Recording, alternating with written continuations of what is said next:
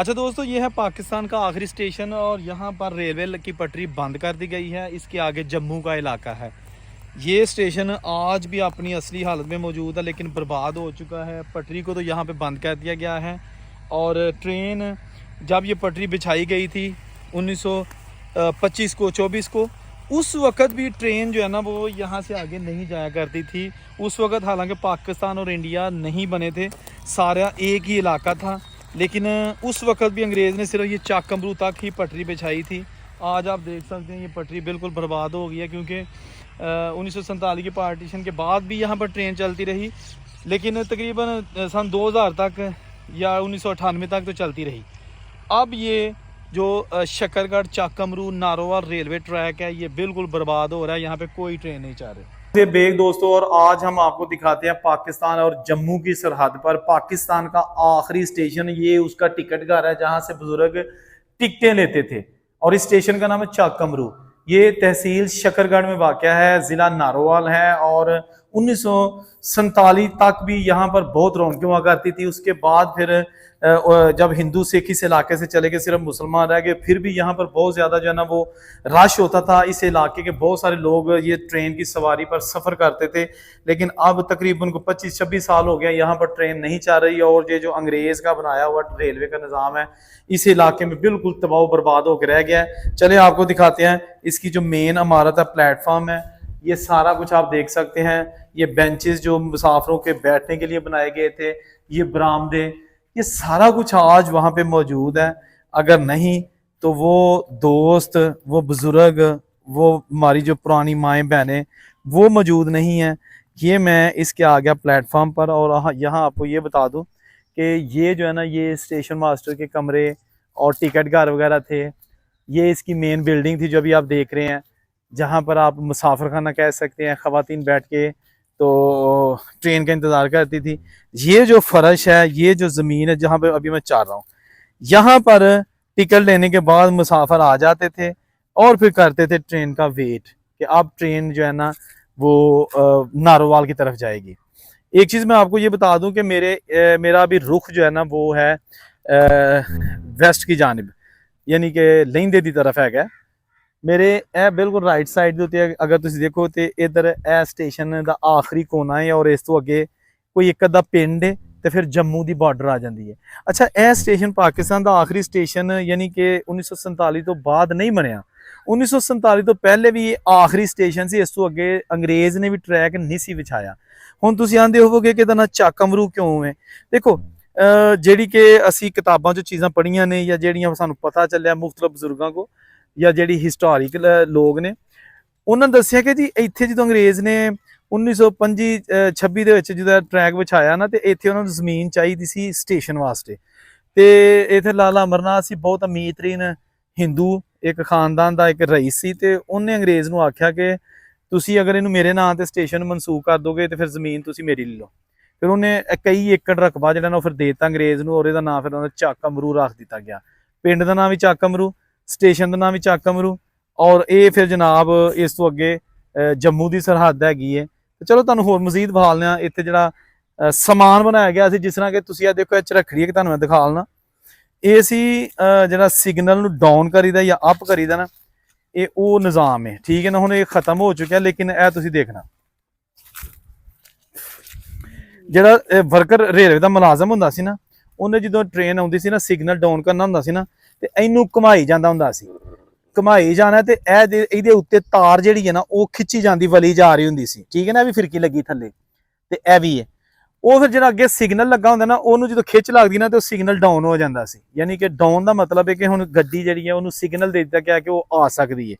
ਇਹਨੂੰ ਇੱਥੇ ਫੁੱਲ ਖਿੱਚ ਕੇ ਬੜੇ ਜ਼ੋਰ ਨਾਲ ਖਿੱਚੀ ਜਾਂਦੀ ਹੁੰਦੀ ਸੀ, ਔਰ ਇੱਥੇ ਫਿਰ ਲਾਕ ਲਾ ਦਿੰਦੇ ਹੁੰਦੇ ਸਨ ਕਿ ਵਾਪਸ ਨਾ ਚਲੀ ਜਾਏ, ਕਿਉਂਕਿ ਖਿੱਚੀ ਹੁੰਦੀ ਸੀ ਤਾਰ ਲੋਹੇ ਦੀ ਜਿਹੜੀ ਹੈ।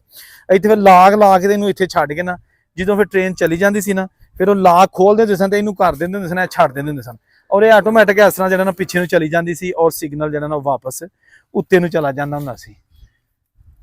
लेकिन हुण देखो तुसीं हर तरफ जिहड़ा ना दोस्तों उजाड़ पई है।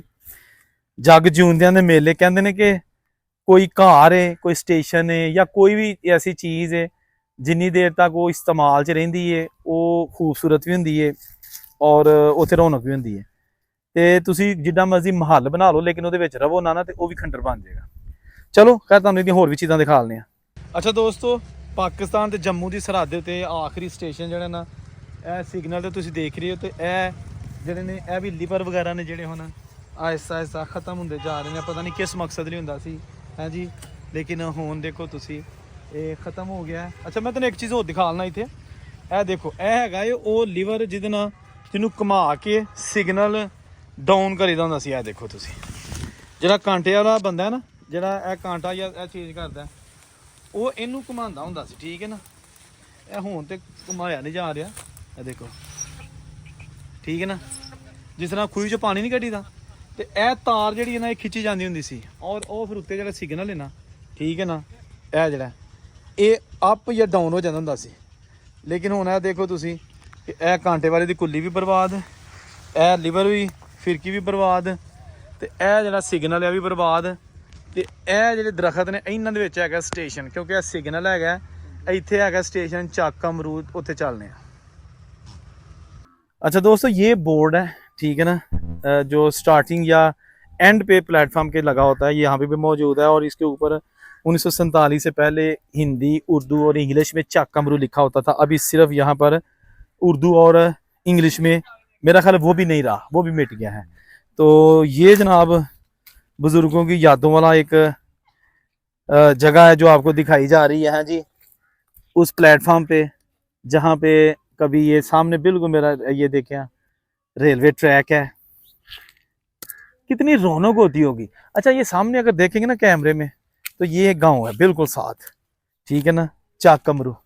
यहाँ पर बहुत ज़्यादा अमीर तरीन खत्री रहते थे, हिंदुओं की आबादी बहुत ज़्यादा थी, सिख कम थे। और 1947 की पार्टीशन जब हुई ना, तो ये लोग सारे यहाँ से फिर पैदल ही जम्मू क्रॉस करके ना, ये बॉर्डर जम्मू वाली साइड पे, पठानकोट वाली साइड पे जो इंडिया के शहर साथ लगते थे वो चले गए। और फिर जो अपना घर बार मुसलमान इंडिया में छोड़कर वो फिर इन देहात में, इन गाँव में, इन इलाकों में आके आबाद हो गए। और फिर ये आज उनकी तीसरी चौथी नस्ल इन्हीं देहात में जन्म रह रही है।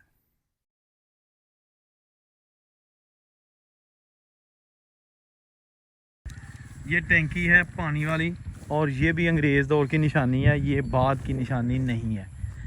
इसे ये ईंटों से बनी हुई है, और इसके ऊपर लोहे का टैंक है जो पानी स्टोर करता था।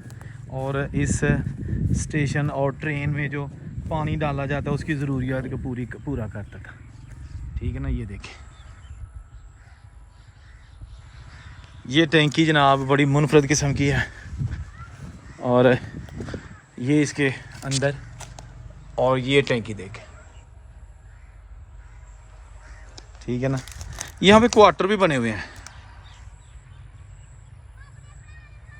और ये क्वार्टर भी अब आखिरी सांसें ले रहे हैं। हमें ऐसे लग रहा है कि इसके ऊपर कुछ लिखा भी है, लेकिन पढ़ा नहीं जाएगा क्योंकि अब वो बिल्कुल मदम हो चुका है, ठीक है ना। ये चक अमरूद रेलवे स्टेशन जो है ना, ये शकरगढ़ से आगे है। अच्छा ये क्या है जनाब, यहाँ से तो अब ये नहीं पता, ये मेरा ख्याल किसी ने खुदाई की है या ये क्या है, कुछ समझ नहीं आ रही है किस मकसद के लिए कमरा बनाया गया था, ठीक है ना। ये इसके अंदर आप देख सकते हैं कोई शायद पीटर वगैरह लगा हुआ था, इस टरबाइन में पानी डालने के लिए कोई सिस्टम था यहाँ पे। और ये वो जो है ना टैंकी बनी हुई है। अच्छा ये चक अमरूद रेलवे स्टेशन जिथे तकरीबन को 25-26 साल हो गए ने, शायद इस तो भी ज़्यादा कोई ट्रेन नहीं चल रही, ट्रैक बर्बाद हो गया। तो यह मेरा प्लेटफार्म है, उत्थे घूम रहा वा। दो ये लाइना होंदियां सन जिहड़ियां अज भी दो ही ने, ठीक है ना।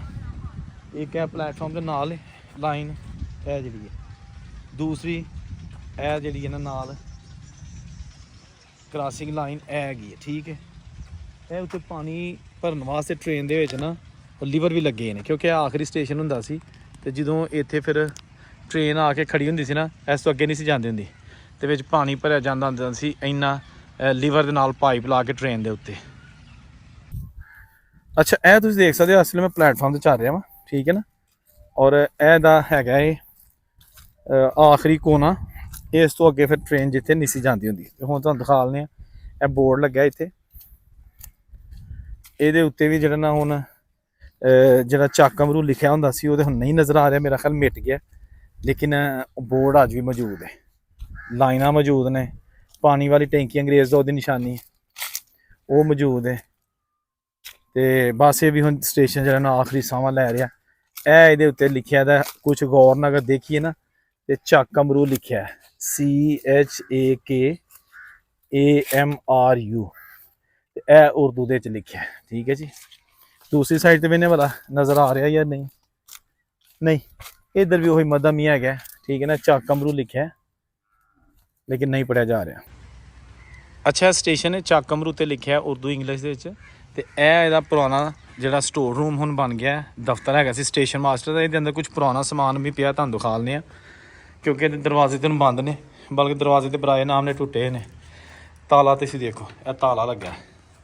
ਤੇ ਇਹ ਜਨਾਬ ਅੰਦਰ ਸਮਾਨ, ਠੀਕ ਹੈ ਨਾ, ਇਹ ਸਾਰਾ ਉਹ ਸਮਾਨ ਹੈ।